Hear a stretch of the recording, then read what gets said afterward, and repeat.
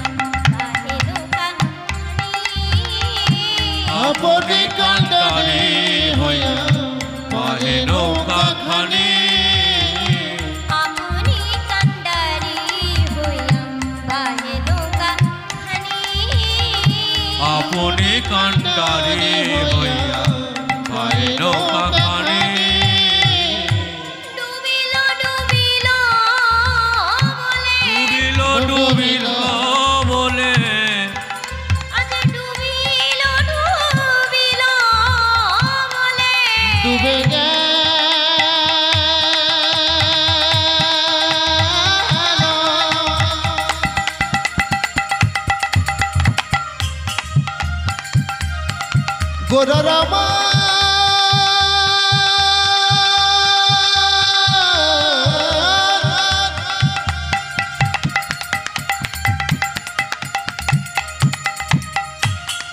আমার আমার গোরা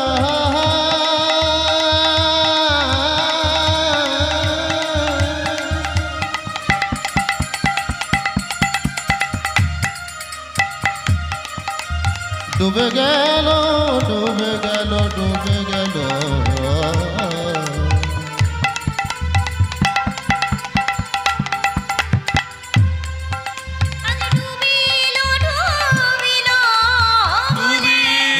ডুবিল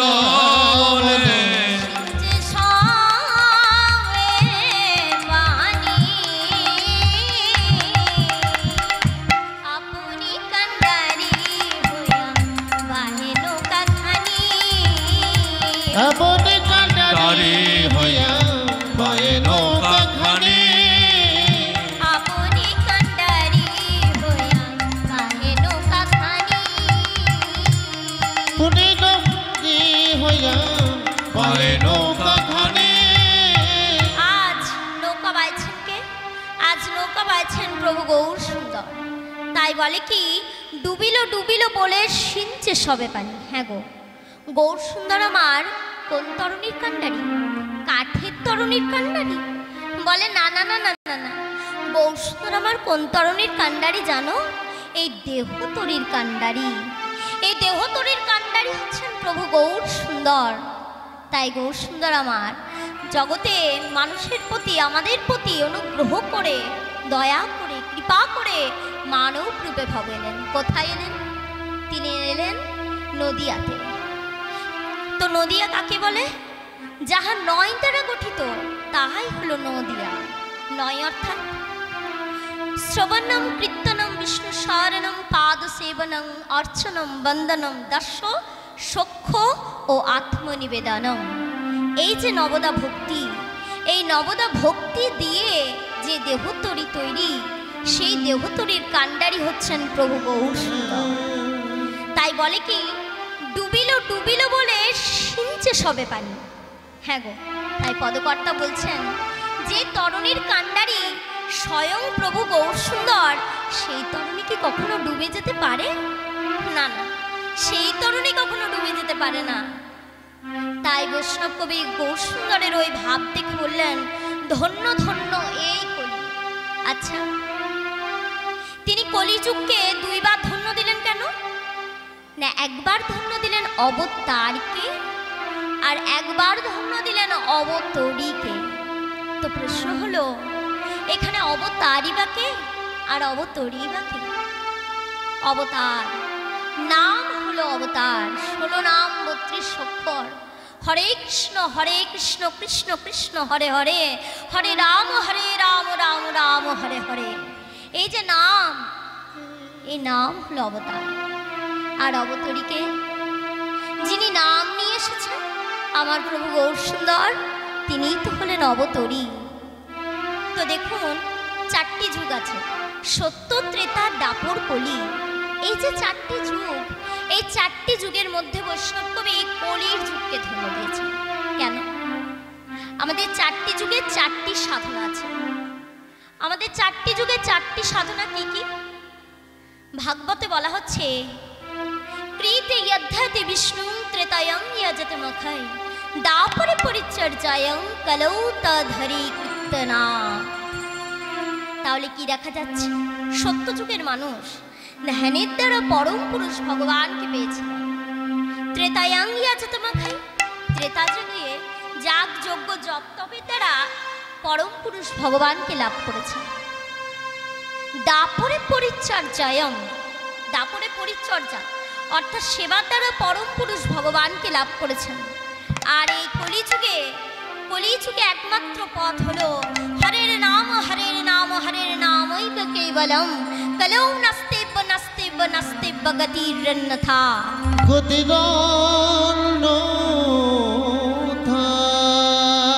এই যে নাম, এই নাম ছাড়া জীবের কোনো গতি নেই। এই হরি নাম ছাড়া জীবের কোনো গতি নেই।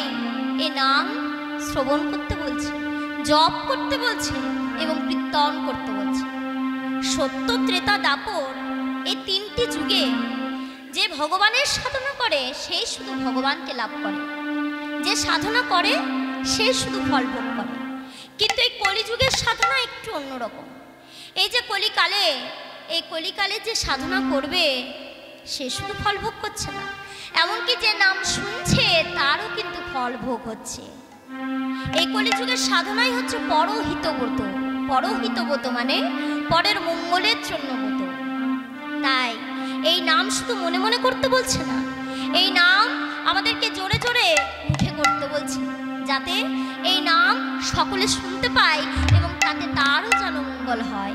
তাই আসুন আমরা সকলে মিলে একবার হরি নাম করি। এসো ভাই নাম গাই, কৃষ্ণ নাম মধু নাম। এসো ভাই নাম গাই, কৃষ্ণ নাম মধুর নাম।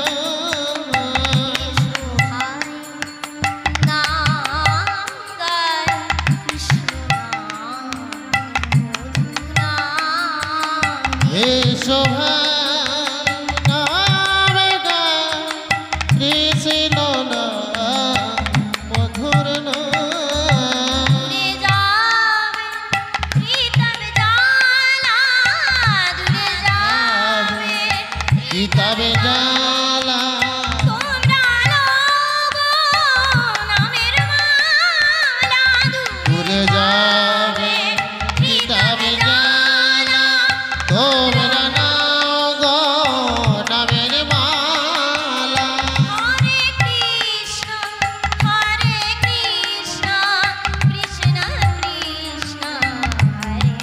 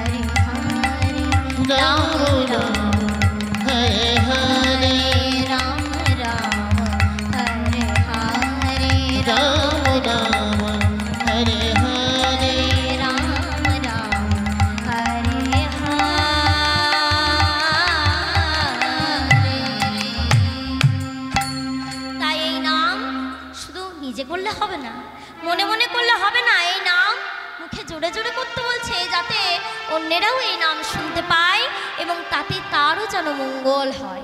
তাই তো এই হরিনাম সম্বন্ধে তুলসীদাসজি একটি ভালো দোহা লিখেছেন। কি লিখেছেন? রাম নাম মানে দীপ, ধরু জীব হতে হরি দ্বারে, তুলসী ভিতর ও বাহির যো চাহসি উজিয়ারে। এই যে রাম নাম, এই যে হরিনাম, এই হরিনামকে একটা প্রদীপের সঙ্গে তুলনা করেছেন, আর আমাদের জিহ্বাটাকে দেহের চৌকাঠের সঙ্গে তুলনা করেছেন। জীবকে দেহের চৌকাঠ করেছেন। দেখবেন একটা প্রদীপকে যদি ঘরের চৌকাঠে রাখা হয়, সে প্রদীপের আলো যেমন ঘরের ভেতর এবং বাহির দুইকেই আলোকিত করে তোলে, ঠিক সেরকম এই যে নাম, এই যে নাম মুখে করবে সে তো পবিত্র হবে, এমনকি যে নাম শুনবে সেও পবিত্র হয়ে যাবে। তাই গৌর হরি হরি বল, হরি বল।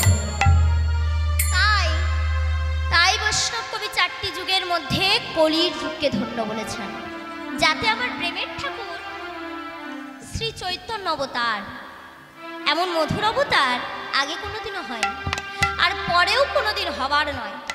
রাধা কৃষ্ণ দুই দেহ এক করি, নদিয়ায় অবতীর্ণ আমার গৌরচন্দ্র হরি। রাধা ভাবস্থিত সুবলিত গৌর সুন্দরের কখন যে কি ভাবের উদয় কে বলতে পারে? কখনো রাধা ভাব তো কখনো কৃষ্ণ ভাবে ভাবিত। তাই গৌরাঙ্গ সুন্দরের ওই ভাব দর্শন করে আজ পদকর্তা গাইছেন কি? আমারও গৌরাঙ্গের ঘাটে আদান খেয়া বাই, আমারও গৌরাঙ্গের ঘাটে আদান খেয়া বাই, আমারও গৌরাঙ্গের ঘাটে আদান খেয়া বাই, আমারও গৌরাঙ্গের ঘাটে আদান খেয়া বাই। জোড়া অন্ধ আতুর অবধি পার হয়, আমার জনায় অন্ধয় আতুর অবধি পার হয়, জোড়া অন্ধ আতুর অবধি পার হয়। আমার জনায় অন্ধয় আতুর অবধি পার হয়।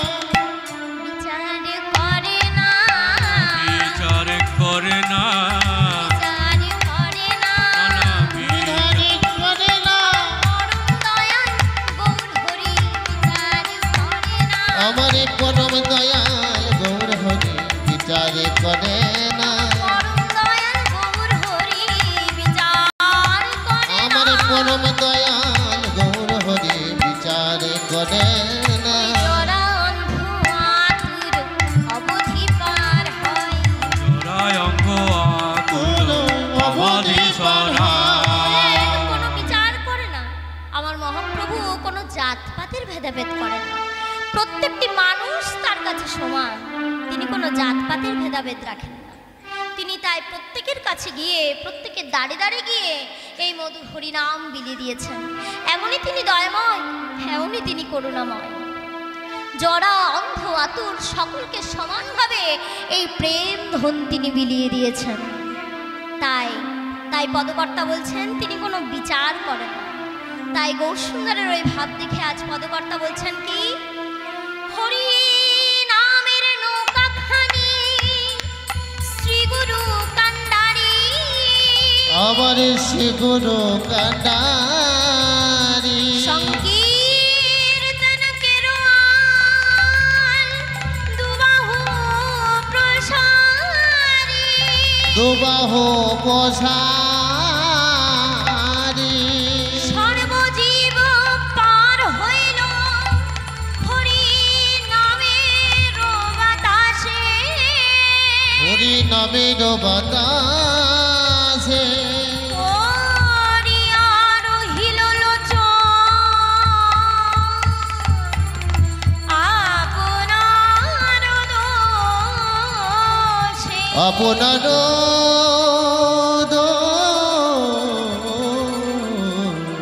দোষে। লোচন দাস পদকর্তা কাঁদছেন আর বারবার নিজেকে ধিক দিয়ে বলছেন, পরে আরো হিল লোচন আপনার দোষে।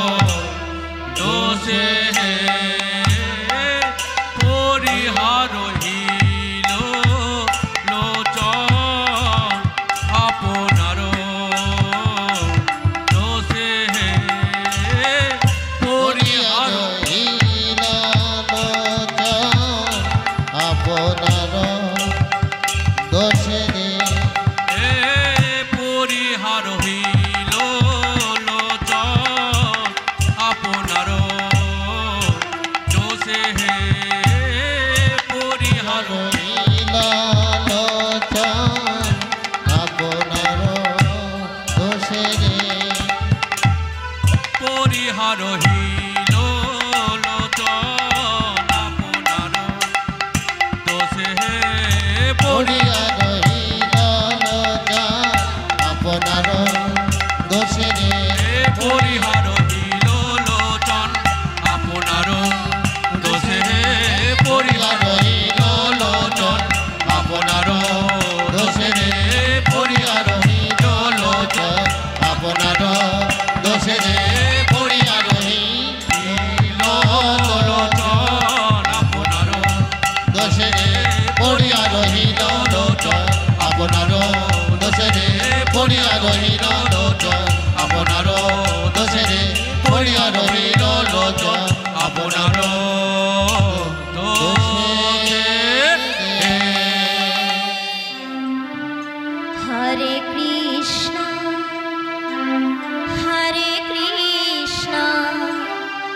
কৃষ্ণ কৃষ্ণ হরে হরে হরে রাম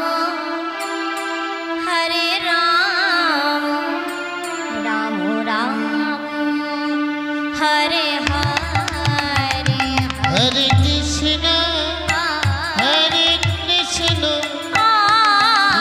কৃষ্ণ কৃষ্ণ হরে হরে হরে রাম হরে রাম রাম রাম হরে হরে কৃষ্ণ কৃষ্ণ কৃষ্ণ হরে হরে হরে রাম রাম রাম হরে হরে হরে কৃষ্ণ হরে কৃষ্ণ কৃষ্ণ কৃষ্ণ হরে হরে রাম রাম রাম হরে হরে কৃষ্ণ কৃষ্ণ কৃষ্ণ হরে হরে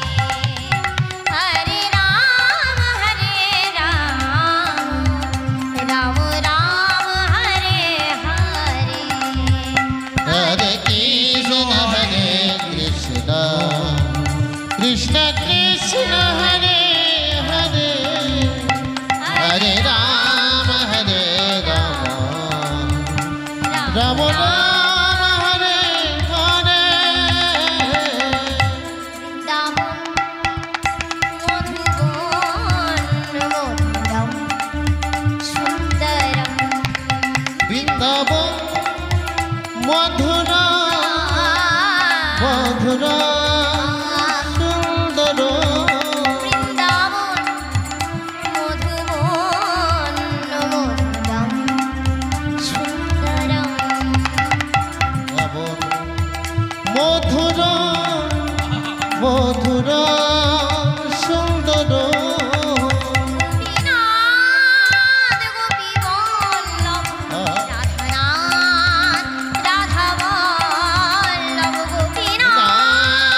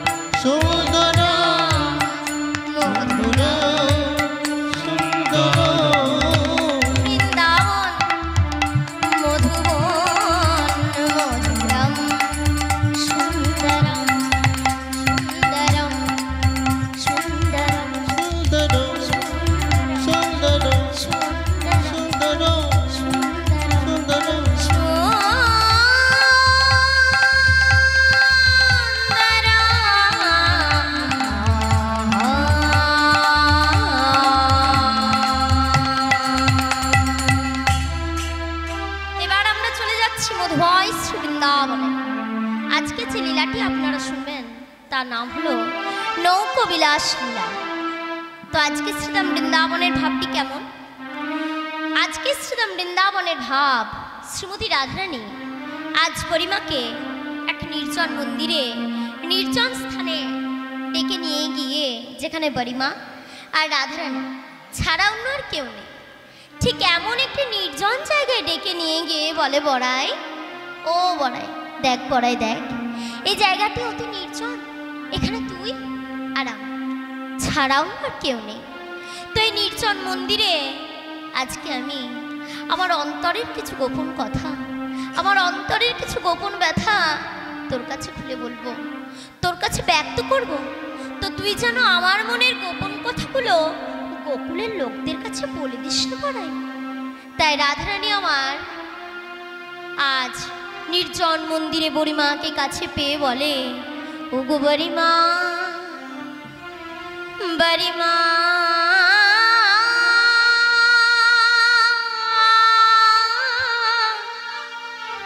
বারে বারে বিনয় করে বলি, আমার দুঃখের কথা বলে দিও না বড়িমা,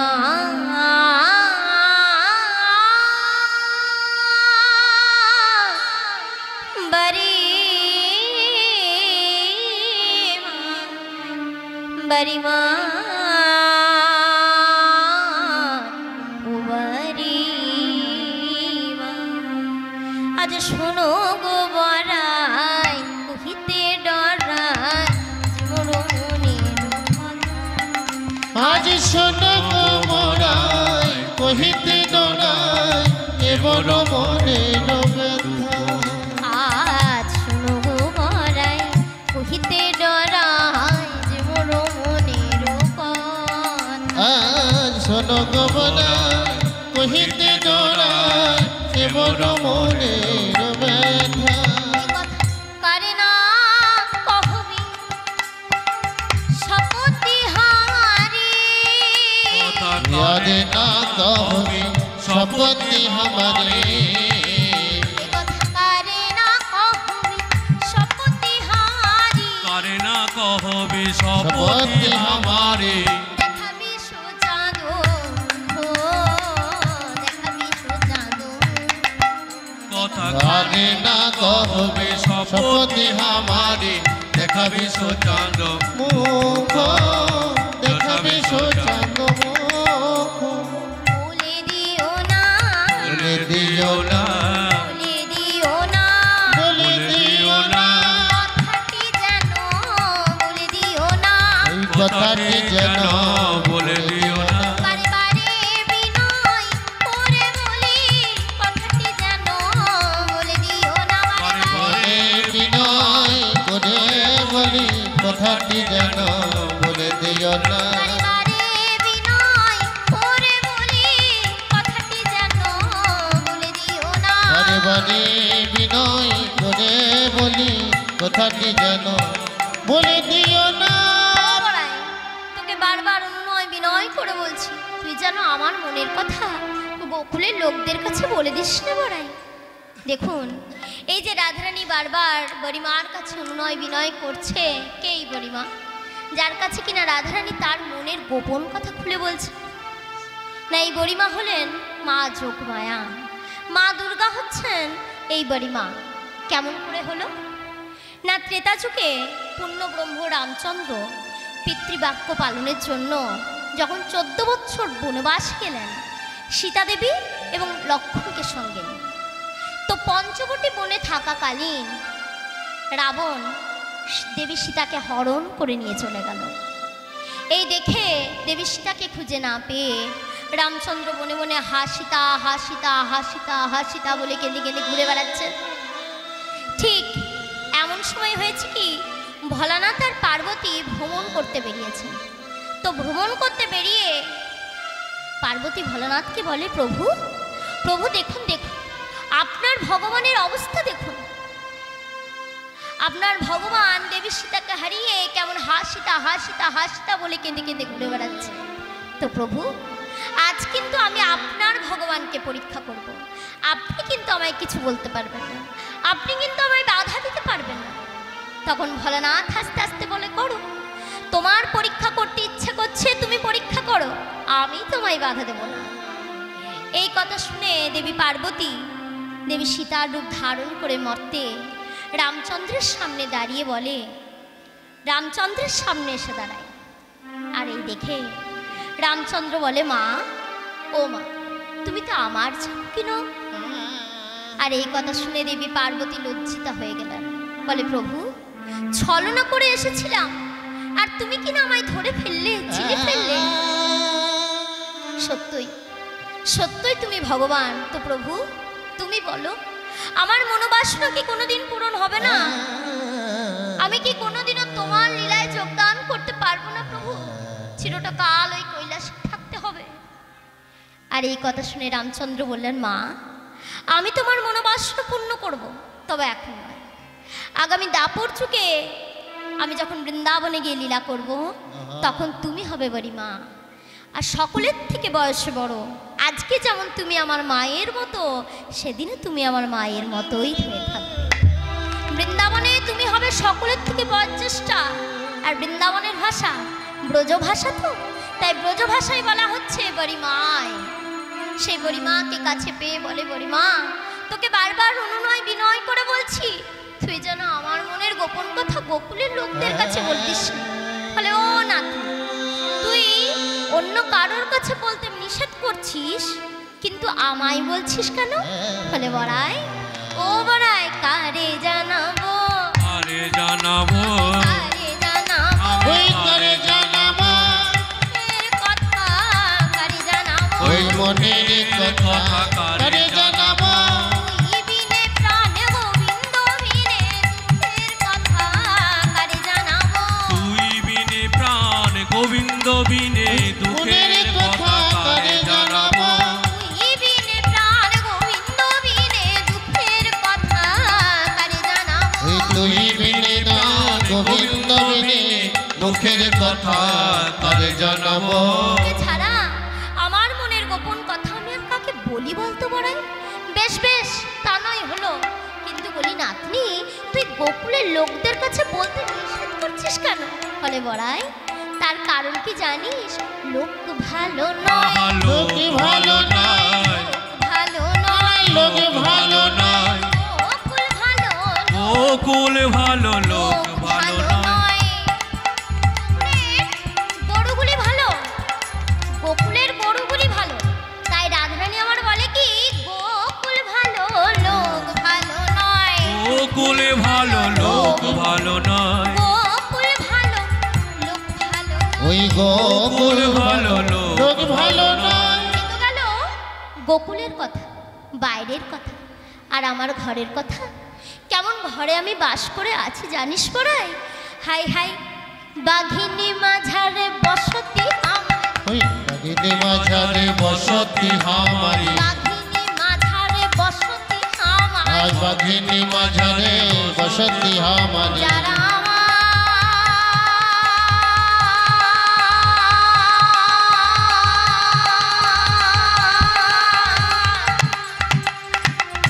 গোবিন্দ ভালোবাসে না,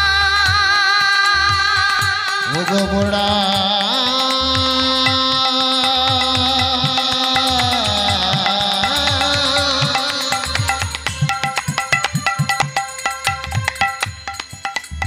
ও গো লোক ভালো,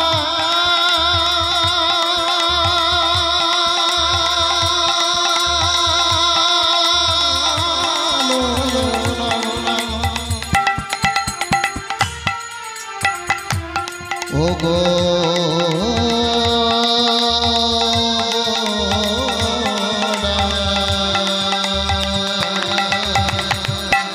মাঝারে বসতি আমারি, বাগিনী মাঝারে বসতি হামারি। আমি না ছাড়ি দীঘল শাশুগো, আমি না চারিদি ঘল শাসে গো, কব বিশেষ সঙ্গী নবিদে, কি কব বিশেষ সাঙ্গি না বিদে, কব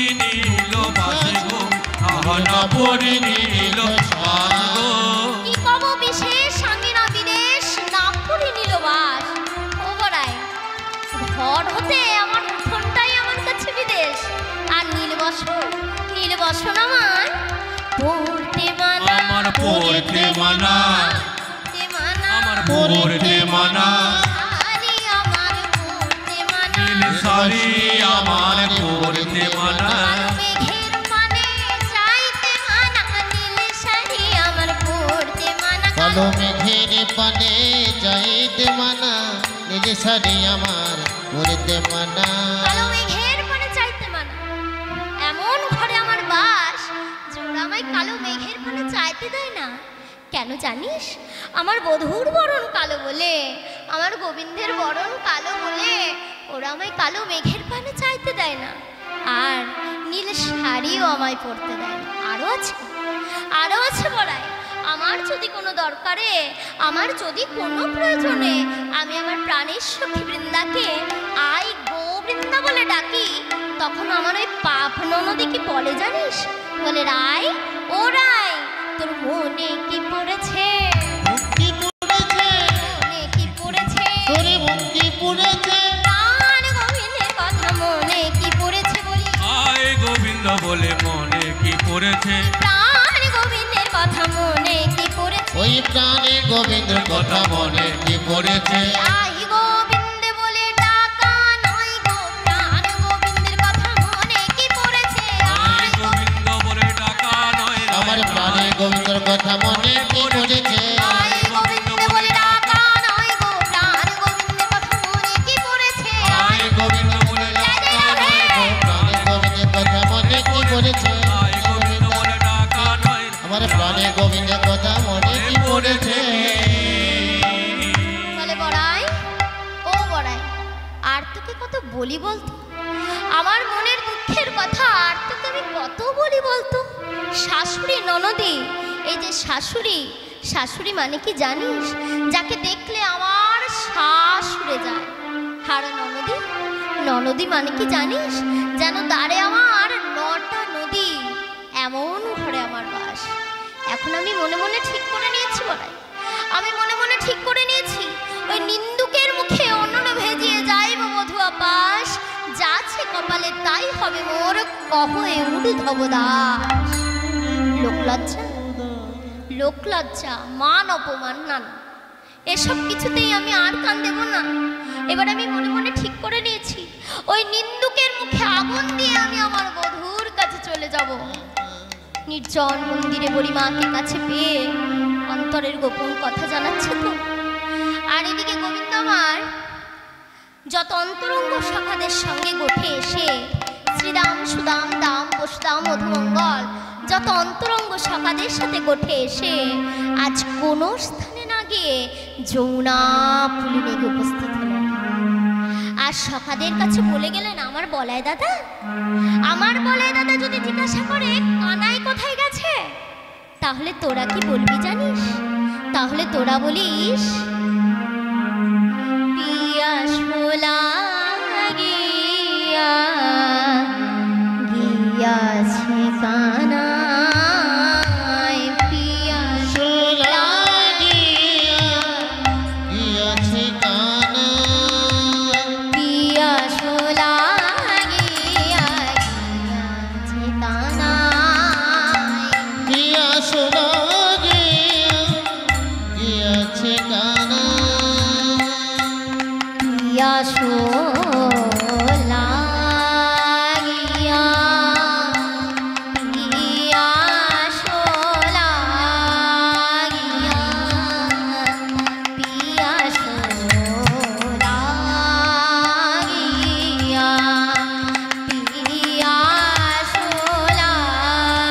গিয়া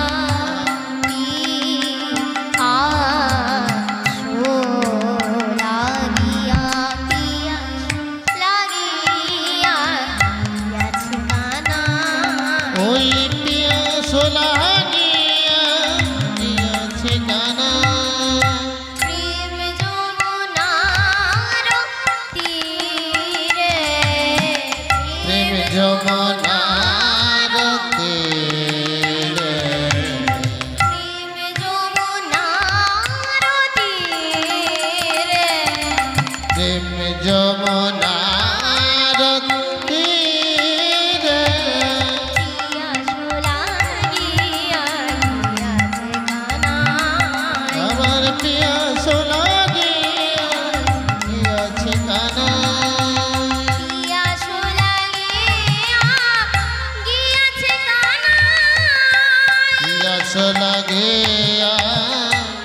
গিয়াছে কানা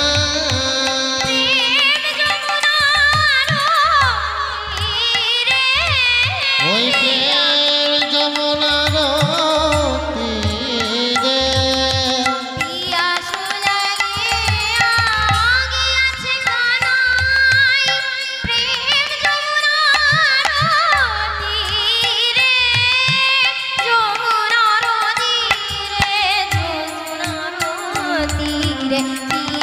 শোনা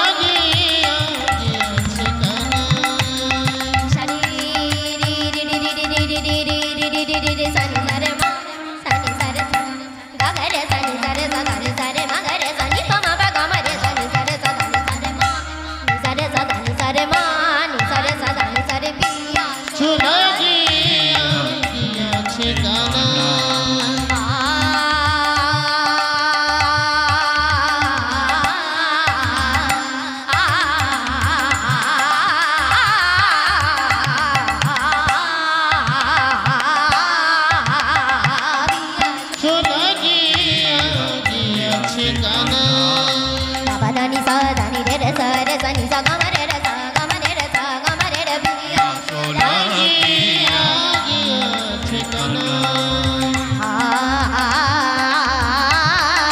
গিয়াছে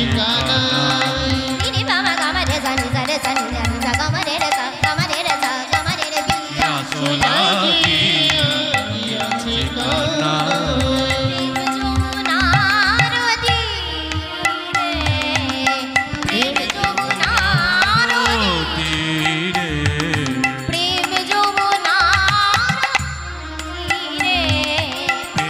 যমুনার তীরে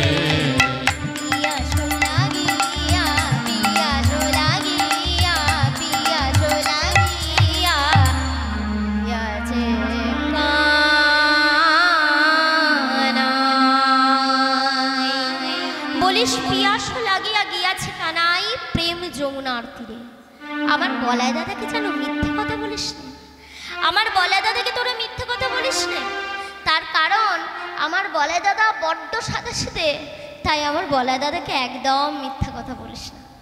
এই কথা বলে গোবিন্দ আমার সখাগণদের কাছে ধেনু বৎস দিয়ে এবার গোবিন্দ আমার সখাগণ সঙ্গ ছাড়ি যদু নন্দন সখাগণ সঙ্গ ছাড়ি যদু নন্দন সখাগণ সঙ্গ ছাড়ি যদু নন্দন আমার সখাগণ সঙ্গ ছাড়ি যদু নন্দন সখাগণ সঙ্গ সখাগণ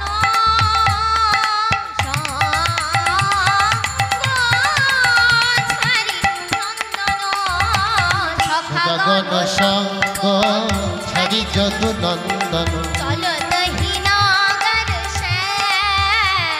আমার চলত হীনাগর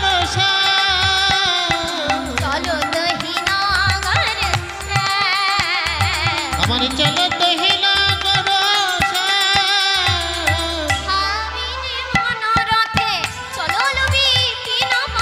ভাবিনি মনোরথে চললো বিপিন পথে ভাবিনি মনোরথে চললো বিপিন পথে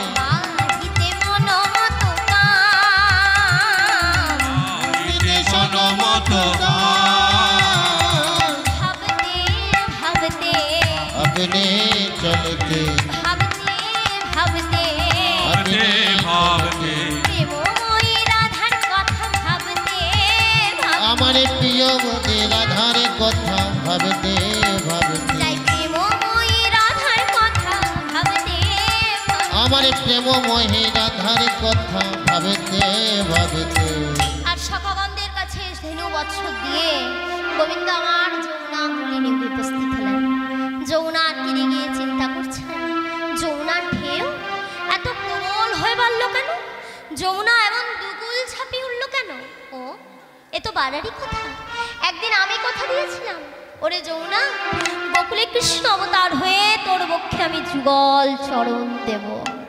তাই যুগল চরণ পাবার আশায় যমুনা আর ধৈর্য ধরতে না পেরে দুকুল ছাপিয়ে উঠতে লাগলো।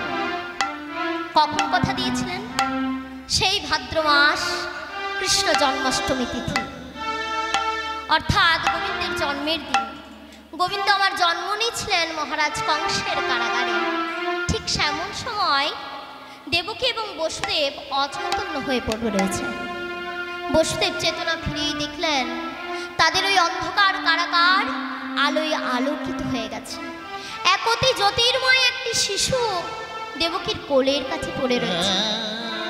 এই দেখে বসুদেব সদ্যজাত শিশুটিকে কোলে নেয়।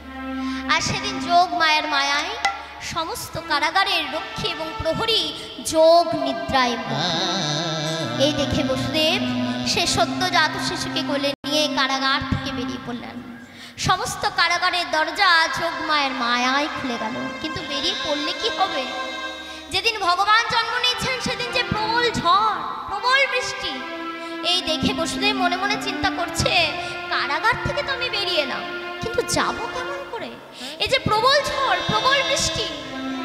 এই দেখে অনন্তনাথ মনে মনে চিন্তা করছে, হায় হায় হায় হায়, যার কোলে স্বয়ং ভবভয়হারী, যার কোলে স্বয়ং ভবভয় ভঞ্জন, সেই ভবভয় ভঞ্জনকে কোলে নিয়ে বসুদেব কিনা ভয় পেয়ে গেল।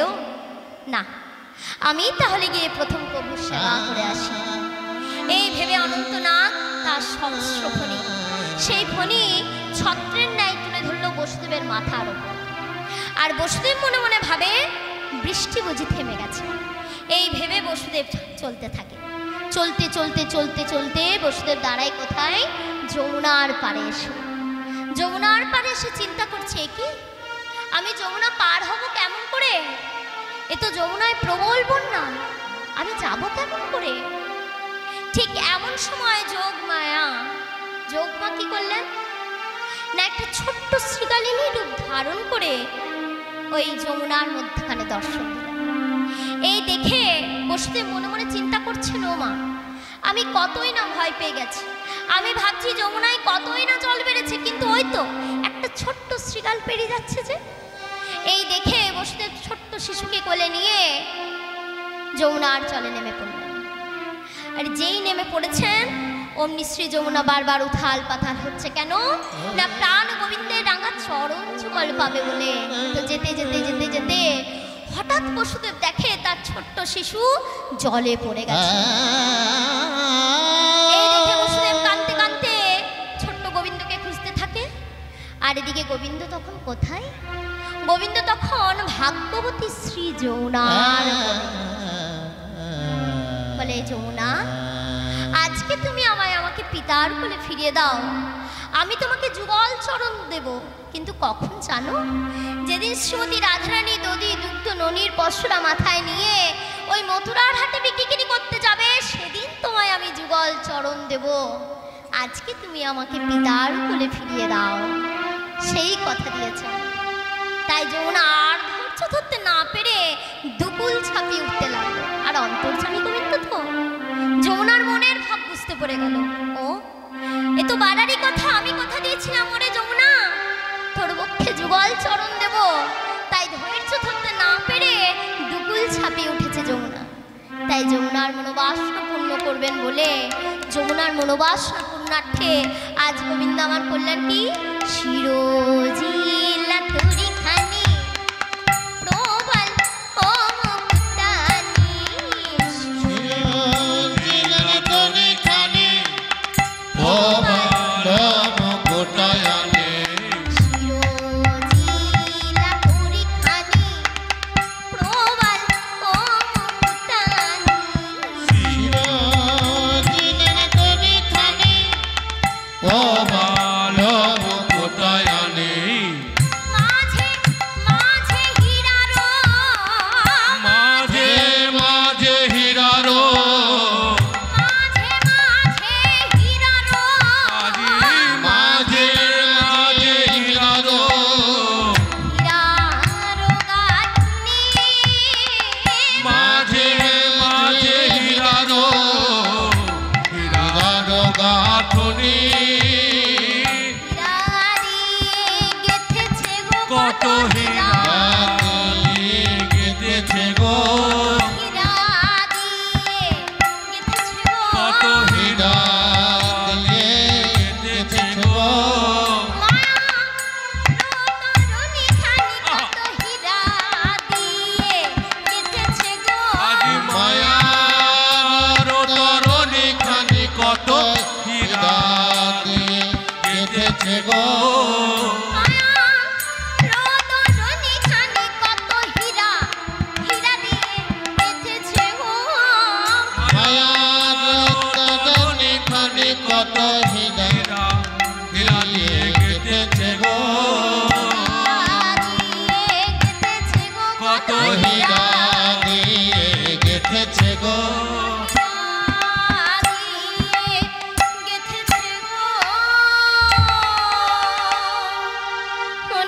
মুক্তা হিরে প্রবাল জহরত দিয়ে সুন্দর করে আজ গোবিন্দ আমার একটি তরুণী সাজালেন।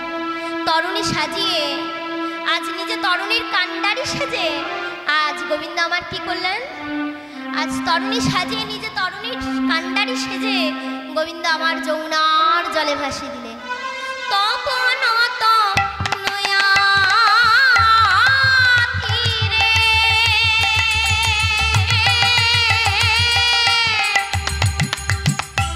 তরুণী লয়া তীরে ওই তপন নয়া তীরে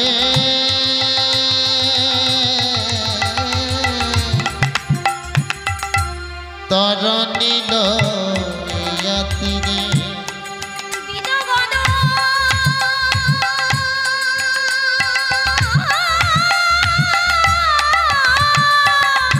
নাগর রাজগ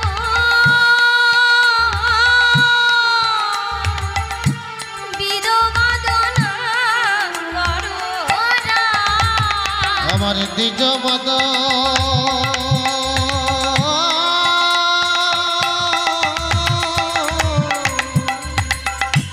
নাগর রাজগ